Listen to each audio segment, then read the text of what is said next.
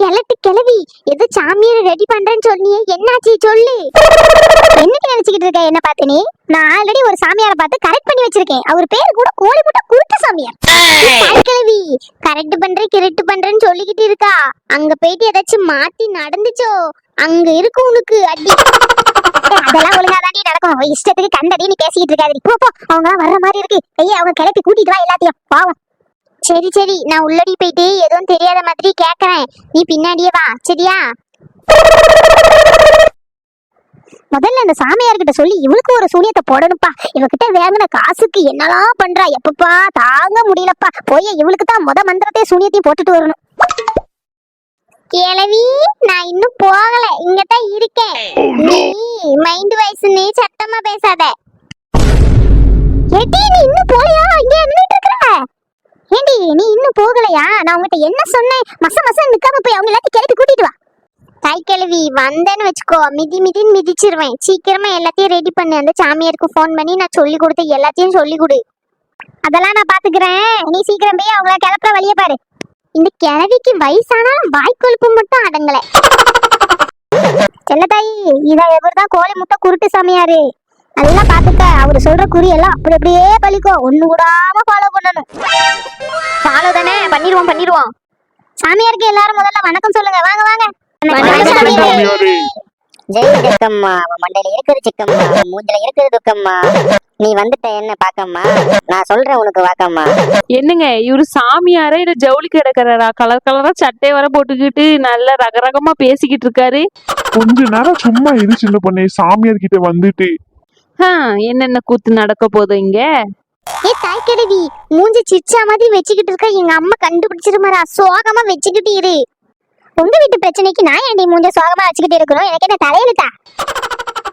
நீ பேசுற பேச்சுக்கு சாமியார் மட்டும் சொதப்பட்டும் மண்டைய உடைக்கிறேன்.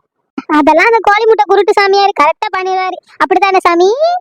ஐயோ கடவுளே, இவ வர மாட்டி விட்டுருவா போலியே. ஏ தாய் கிழவி வந்தேன்னு வச்சுக்கோ, உன்னை நொங்கு நொங்கிடுவேன். சாமியார் இப்ப நீங்க ஆரம்பிங்க. கிட்ட தான் இவளே மாட்டி விட்டுருவா போலியே. என்னங்க இங்க எல்லாரும் சூனி எடுக்க வரேன்னு சொல்லிட்டு பாட்டு கச்சேரி வச்சிட்டு இருக்காங்களே, என்ன எனக்கு சிரிப்பா தான் வருது. போங்க சின்ன பொண்ணே அமைதி இரு, சாமியார் என்ன சொல்றாருன்னு கேப்போம். ஜெய் ஜிம்பலகடி பம்பா.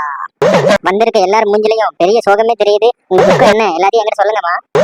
அது ஒண்ணும் இல்ல சாமி, காலையில எங்க வீட்டு வாசல்ல ஏதோ யாரோ மந்திரிச்சு 2 முட்டையை வச்சுட்டு போயிட்டாங்க. அதுதான் என்னன்னு கேட்டுட்டு போலான்னு வந்தோம். நீங்க தான் சாமி யாருக்காச்சும் ஏதாச்சும் பிரச்சனை என்னன்னு சொல்லிட்டு பார்த்து சொல்லணும். கொஞ்சம் பார்த்து என்ன ஏதுன்னு சொல்லுங்க. பரிகாரம் எதனா பண்ணணும்னா பண்ணிக்கலாம் சாமி. என்னம்மா சொல்றீங்க?